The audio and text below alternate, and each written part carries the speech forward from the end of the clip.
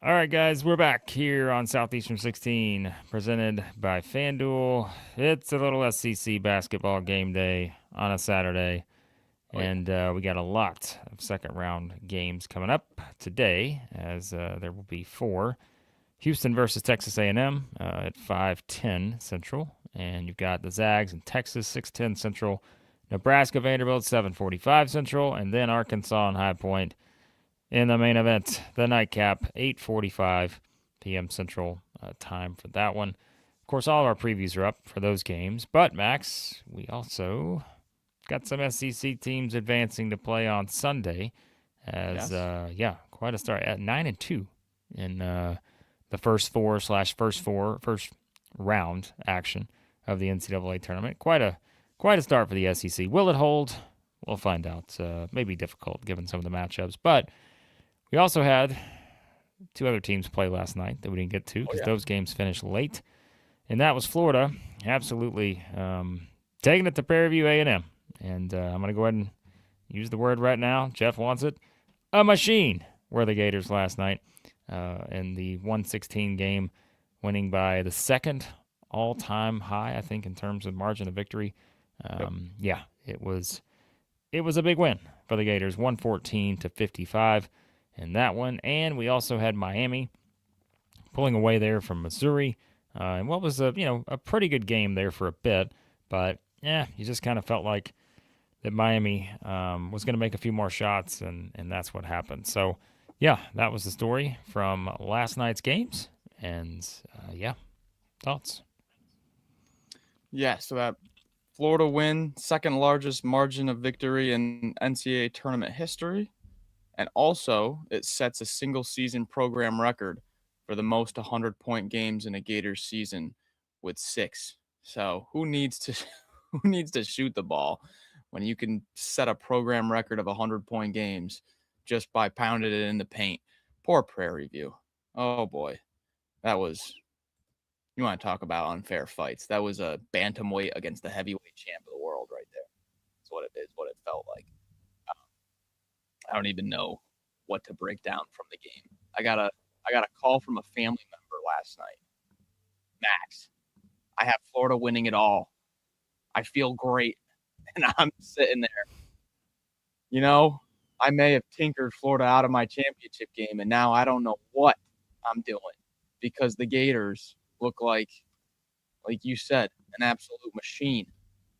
Now they get a pretty interesting matchup against Iowa. I watched Eric Fawcett's Florida Basketball Hour Iowa breakdown this morning, a nice 20 minutes breaking down the Iowa Hawkeyes. It's going to be interesting. We will have our preview for that game coming up today, here in a little while. Actually, we haven't recorded that one yet. We have recorded Kentucky, Iowa State, Tennessee, Virginia.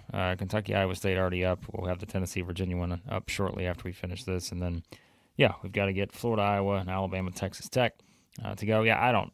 What do we say about the game? I mean, everybody who was available to play played, and yeah, it was just Florida imposing their will in a game like this, which you would expect. I mean, they just did everything right, and yeah, I'm sorry, I don't have a lot more to add on this one. It's just, yeah, again, I always mention there's that stat I bring up every year. It's the national champions.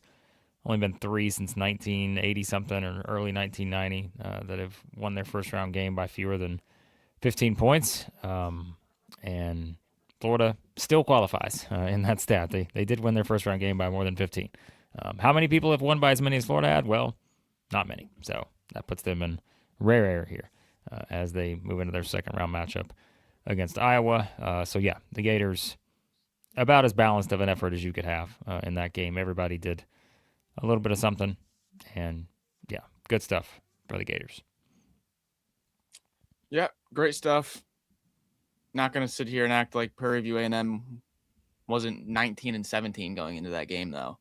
I mean, they're terrible. So, Yeah. So you like to see it, though, having fun out there in the NCAA tournament. yeah, just a tough matchup. Maybe they should have played Duke. But all right, let's get to Daryl's $10 super chat here. New respect for Vanderbilt after last night. How did they possibly beat this juggernaut? In all caps. Well, Vanderbilt's a little bit better of a competition, I would say.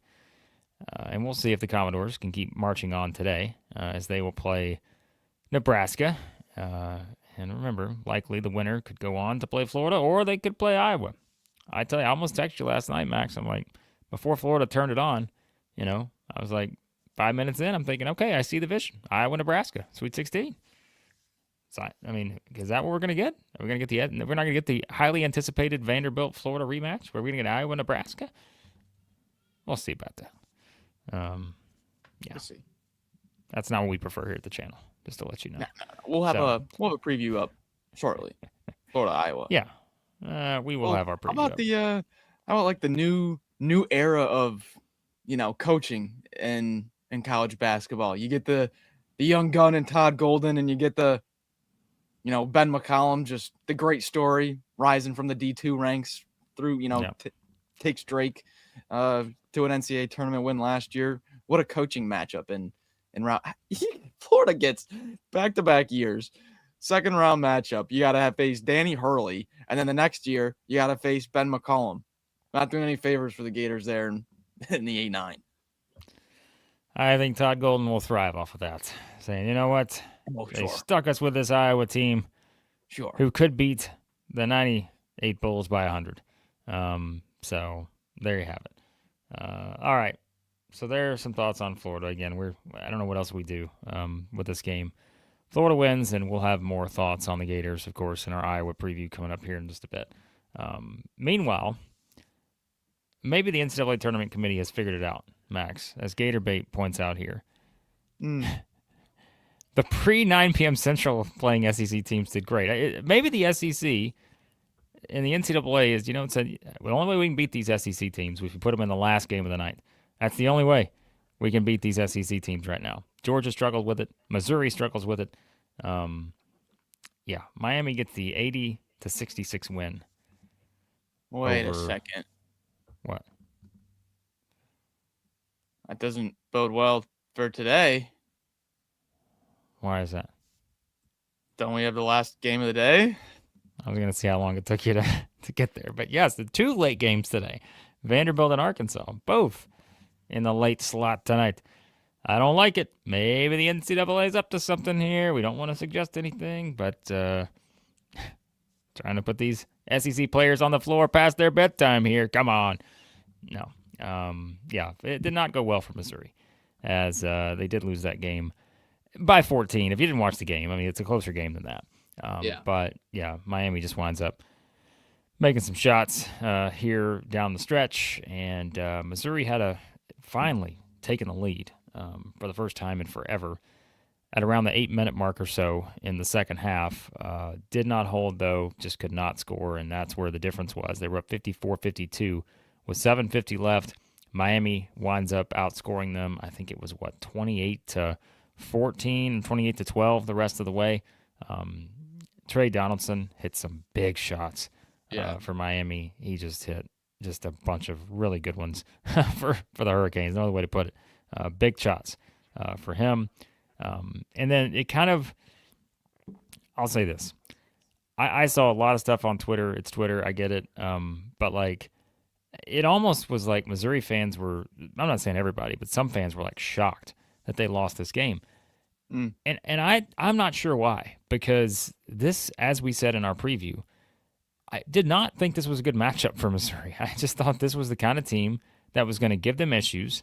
We mentioned the turnovers, and wound up being okay, 9 turnovers. We mentioned the rebounding. Miami gets 16 offensive rebounds in this game. And we said, you've got playmakers in Miami and what they're going to try to do to kind of frustrate Missouri. I mean, I thought this kind of played out what we expected, but I'm not sure. I think that the thinking was, okay, you've got a home game here, basically, right? In St. Louis, even as the 10 seed, you shouldn't lose this game. Well, opponent has to matter. And we said going in, we were really high on this Miami team, and I'm not surprised by this result at all. That's not to knock Missouri, but I just think that's not giving enough credit to a Miami team that's been pretty good, and I think that was kind of our thought going into this matchup, Max. Yeah, I mean, we both had had Miami in this one. We tried to pull out a little Southeastern 16 kiss of death for the Tigers there, and it was looking like in that second half, maybe a little bit of Uncle Mo on the side of Mizzou coming back. But then, like you said, it was just big-time shots. And, I mean, what did we say about this Miami team and why it could potentially be a bad matchup for Missouri's? Because they're fantastic at defending without fouling. They attempt 11 more free throws than Missouri. How many times has Missouri lost the free throw attempt battle by double digits this year?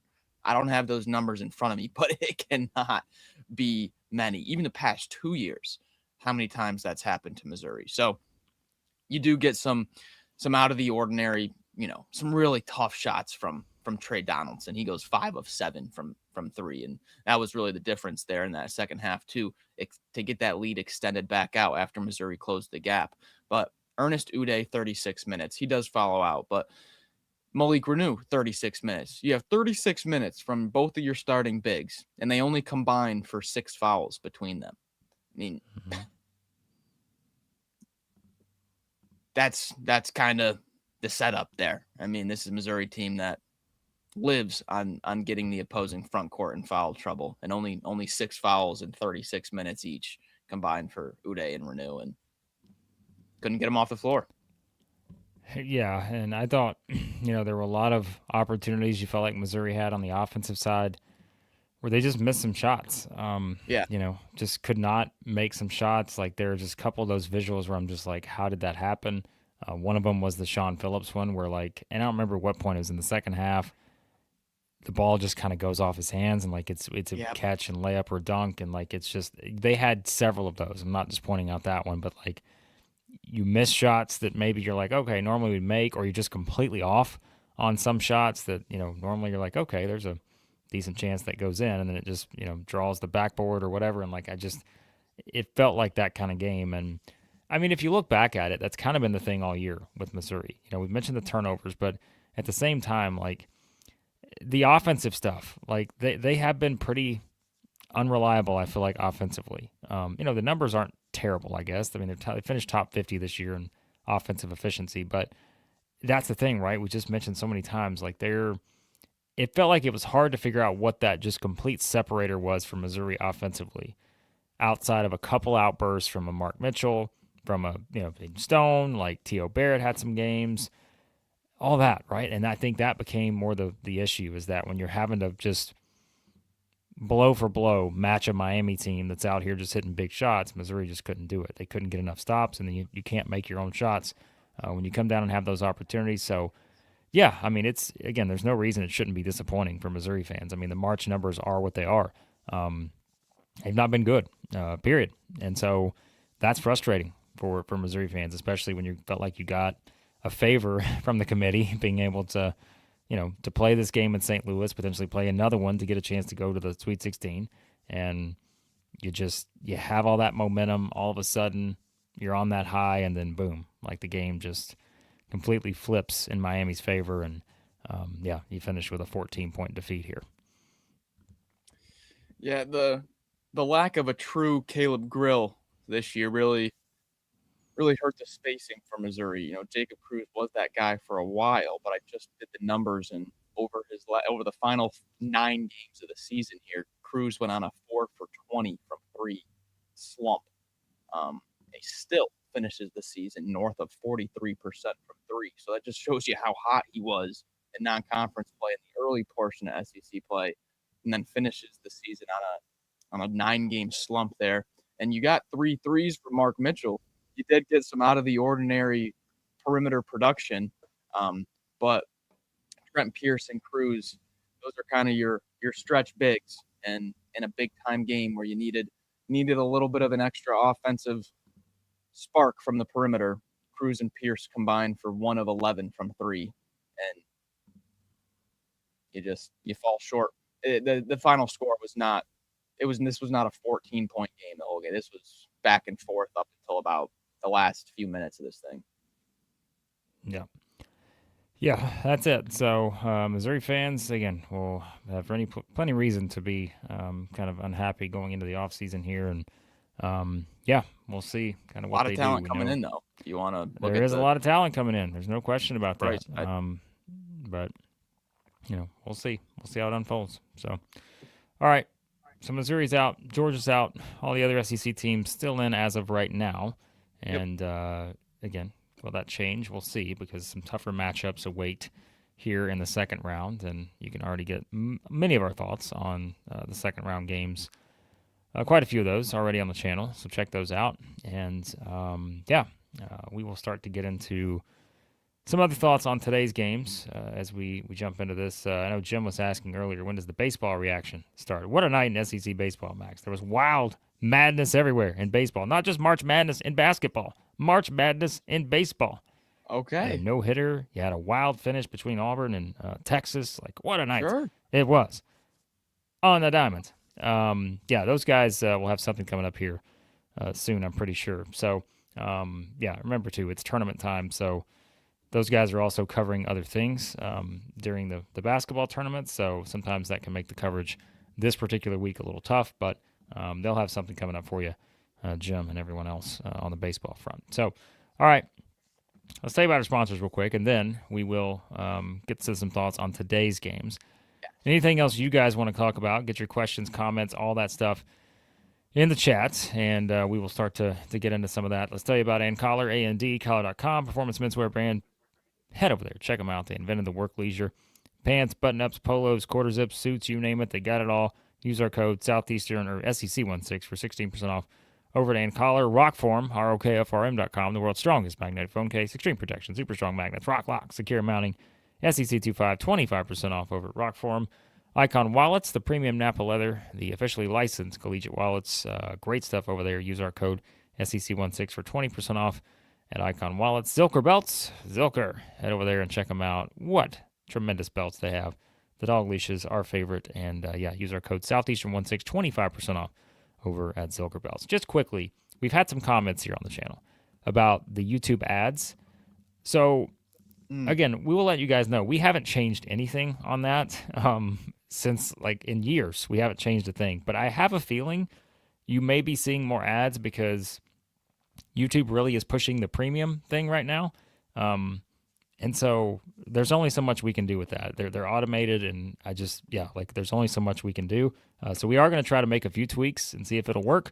But we do understand that sometimes if you're watching these prediction videos that are 12 to 15 minutes, there may be quite a few ads in there. So we will do our best to try to figure it out, but we haven't changed anything. So I don't want you guys to think that we're all of a sudden trying to overload you with ads. We're really not, because we've not changed anything on that. So I don't know when it is switched, but it's like the 5-second skip or even the 15-second skip option has just been taken away. It's like, what? No. There was no announcement or anything on this.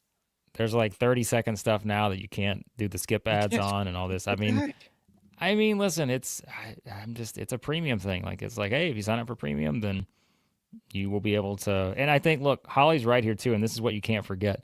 It's also a seasonal thing where it's the NCAA tournament, and so anything you watch that has NCAA tournament coverage, you're going to get more, because what are sponsors paying for this time, right? This is one of the highest profile events of the year, so you're just going to simply get more. So again, we just want to let you guys know, we're not trying to squeeze every dollar out of you or anything. It's just kind of an automated thing. So but there you have it.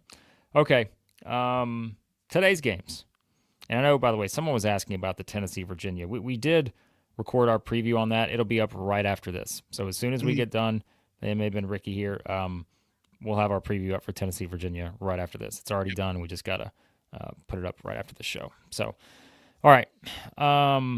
Let's see what else we've got here. Okay, today's games. So remember, the slate. Again, kind of a fun slate, Max. And like we said, this is where things can start to change a little bit. The SEC success has been pretty good so far. And I did tweet that out yesterday and had a lot of people saying, well, they're not going to get this many to the Sweet 16. Well, yeah, I don't think they're going to get 8 teams in the Sweet 16. I'll be honest with you. I don't see that happening. But the facts are that the SEC does make up 25% of the second round of 32. 8 teams have advanced. And, and again, Houston's a 10.5-point favorite against Texas A&M. The Zags, all of a sudden, this one's gone up to 6.5 point favorite over Texas.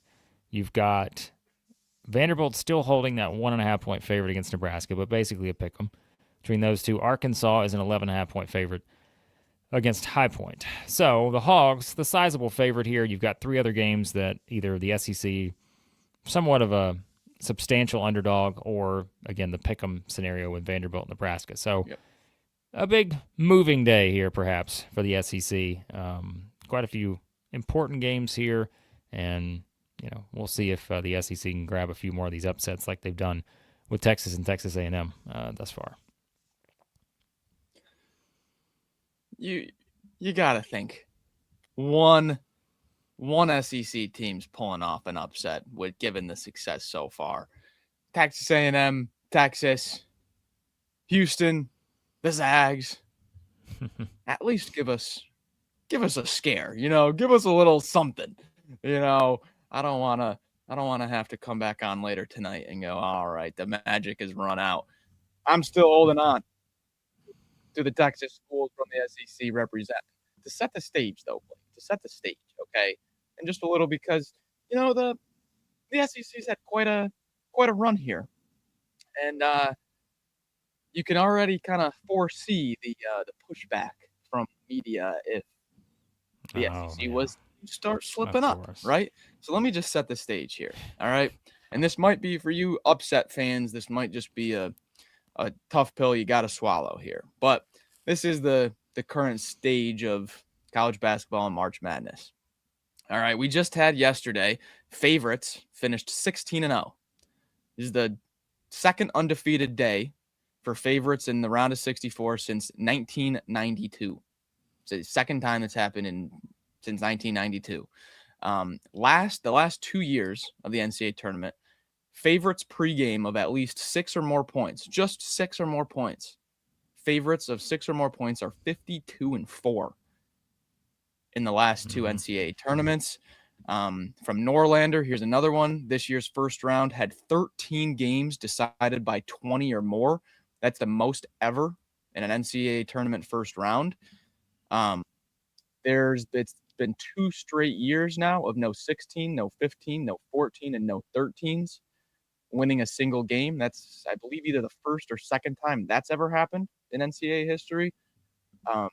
The KenPom adjusted net ratings between the elite and the middle of the pack are the widest margins they've ever been in the history of KenPom back to 1997. I give you all these stats to illustrate how mathematically the Cinderella is as close to dead as it has ever been in college basketball.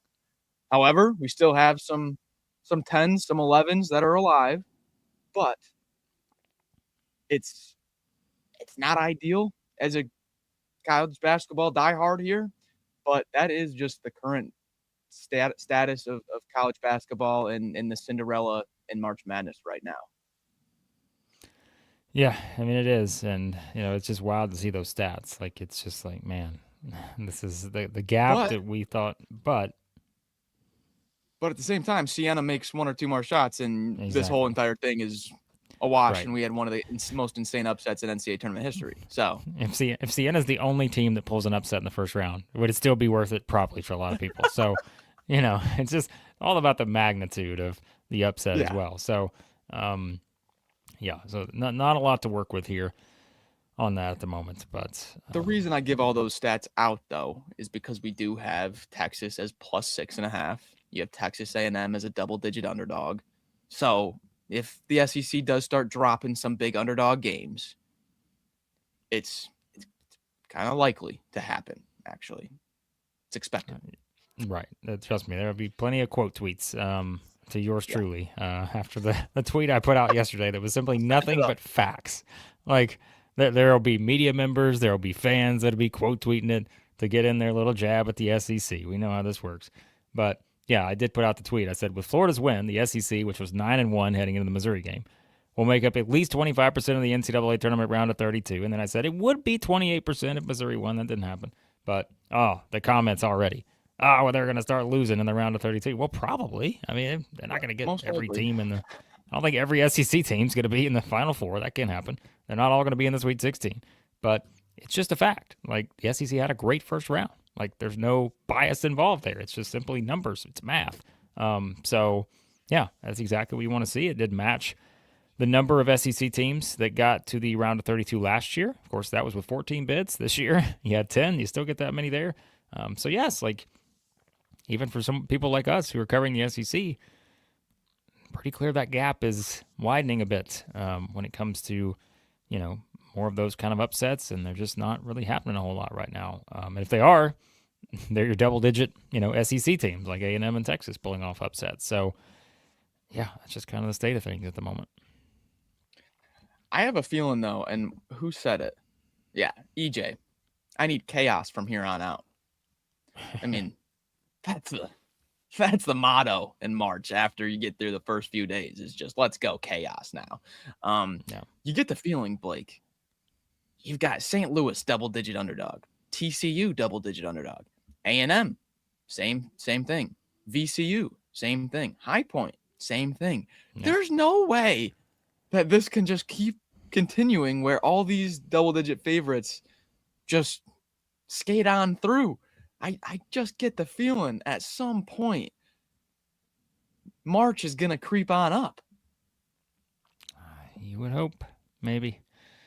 We'll see. Yeah, the SEC's best chance will be Texas or Texas A&M to do that. I'm curious to see the crowd today for Vanderbilt, Nebraska. Yeah. Because remember, too, like the tickets are going to be a little different this time because you're going to have Houston and A&M there, too. So Houston's going to try to get a good chunk of that because I assume it's a session thing, I would think, with the tickets today, but I could be wrong on that. So always love kind of seeing how the crowd shakes out in those kind of scenarios in this tournament when you get that kind of setup. So Nebraska fans, though, whoo, they were a sight to be seen in the first round. But we'll see what it looks like today. That I think that's kind of probably the most intriguing game of the day for me, just because again it's. What the anticipation is if Vanderbilt wins. You know what could be coming next in the Sweet 16. And if Nebraska wins, I mean, you're talking about a team that everybody just kind of wrote off for some reason heading into that Troy game and could now be in the Sweet 16 with a chance to try to upset the defending national champions. So, yeah, I have Vandy in my bracket, but I did switch that on the prediction video. The Huskers are making me nervous. Sanford's making me nervous. Yeah, I've been wrong on the pulse of the doors lately, so maybe that'll work out for the best there. We're looking at kind of just if you want your entertainment value, best games of the day. What are you looking forward to the most? Just for totals, there's only 2 totals today that are above 160. Start the day off right away. Michigan, St. Louis. Total 161.5. But then the late game. See, the NCAA knows what they're doing. They give you the 2 highest scoring games as the opener and the nightcap. All right, you think they don't know what they're doing here, folks? I've seen some 170 totals for Arkansas and High Point, folks, bouncing up and down between the high 60s, low 170s. Man, I think if I had to just do a game I'm looking forward to the most, give me that entertainment value. It might have to be the nightcap there, Blake. Yeah, could be. So, yeah, these 2 late games tonight, a lot of eyes are going to be on those, I think, for the SEC to see. Nice night slate here. Yeah, it is. So we will see how those 2 play out. And, yes, our predictions and previews up for both those games on the channel as well as Texas and A&M also. So you can check those out there. All right, anything else here before we hop off? We got more predictions/previews to do. We got to get to Alabama, Texas Tech, and Florida and Iowa. And again, we'll have Tennessee, Virginia up pretty much as soon as we finish this. That one's already done, so we'll get that up for you guys to check out. That's a hard one, too. Tennessee, Virginia game is a real tough one, I think, to figure out. But any update from the bracket pool here? Gatorbait is wondering on a bracket pool how are the brackets doing? How is the tournament challenge doing as well? You guys let me know in the chat. How are you guys doing? Shot here. Any major damage so far, or are we all sitting pretty here with the lack of upsets? All right. So in the Blake Barr official bracket challenge for Southeastern 16, KL still on an absolute tear right now. 31 of the 32 first-round games to KL. Wow. Incredible. Currently sitting at the 99.9 percentile. Of course. I mean, that's just an absurd number. Has Florida winning it all? Let me see the only game KL missed. That's what I want to know. That's always fascinating to me. It's like, okay, you got them all right, but one. Oh, Was it you know Georgia? who it was? It's the team that has just completely taken it to all of our brackets, and it's Georgia. We were so set on the Bulldogs, but Georgia, the only one missed. But think about that. That's a VCU. Incredible. I mean, there's a lot of good ones. Final four for KL.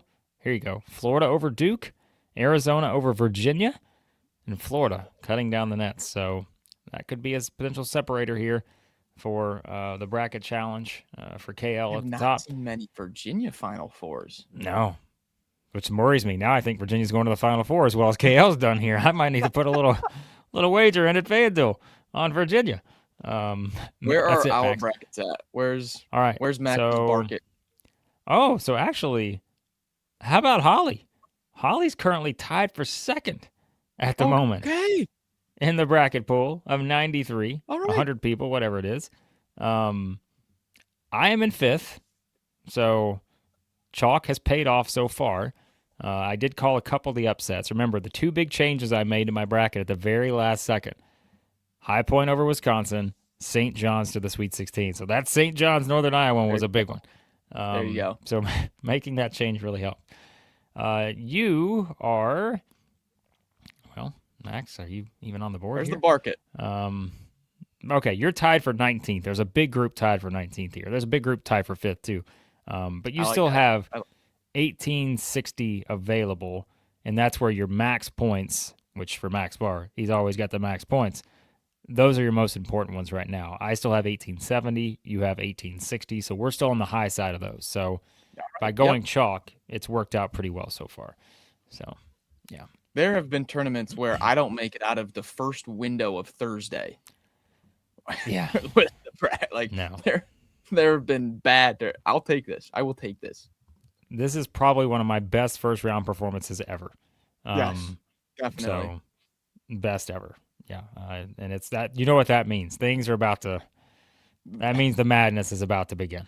So I know, I've got feeling things are about to go south today. Yeah, I think today things are about to not hold very well. So you've seen Blake and I in pretty good spirits. We might come on later. We might be broken men. We're gonna be what done. the bracket's gonna do to us.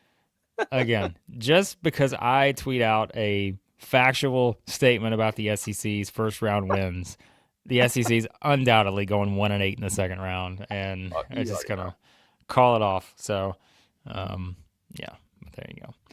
All right, we're gonna hop off. We got previews to do, and the madness will begin here in just a bit. For the SEC, the madness doesn't begin for a while until this afternoon. So, actually, I'm okay with that. Get a little bit of a break during the day, maybe get a little sunshine for a little bit. Been in the dungeon here been in the dungeon for days. Haven't been outside. Yeah, I don't even know what it looks like out there, but DoorDashed every meal since Wednesday. Oh my gosh! So, yeah, we will. We'll be back with reaction today. I'm trying to think of actually what the window is going to look like today on that. These games are they're kind of staggered here, so. Yeah, we'll do something at some point this evening, and then as of right now, our plan is to do something after the late night game tonight in Arkansas, because we're like, we could just hold off until tomorrow morning, but then that means we got to watch the whole game tonight, get up early tomorrow to do it. We'll just do it tonight probably. If Max and I are still, like, hey, we'll give you a good show tonight, then we will, we'll probably do that again. So probably 2 reaction streams at some point this evening, but TBD on the times. We just don't know yet. So, yep. All right. There you go. Any big upsets before we hop off? Any you calling St. Louis over Michigan? Anything else? I can't pull myself to drop a 1, but I'm going to be on Longhorns +6, just as I'm now emotionally attached to this team. The emotional attachment. Riding out the Longhorns until they lose.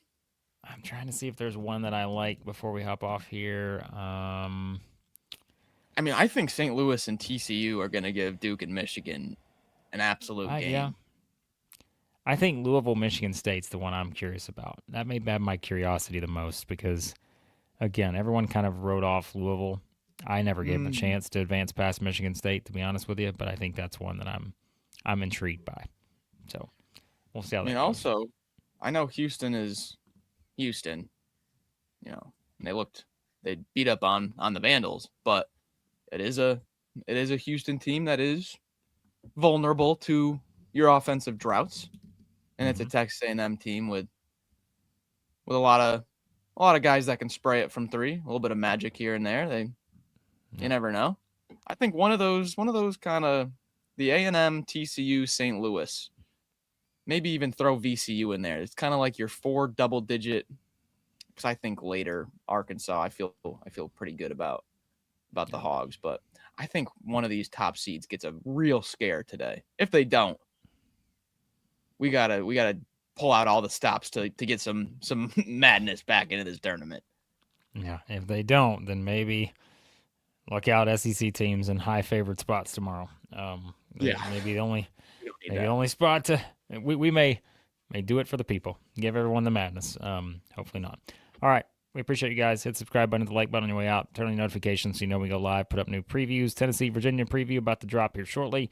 And more to come here for the second round games in the NCAA tournament. All right. Thanks for watching. We'll talk to you soon. Southeastern 16 presented by FanDuel.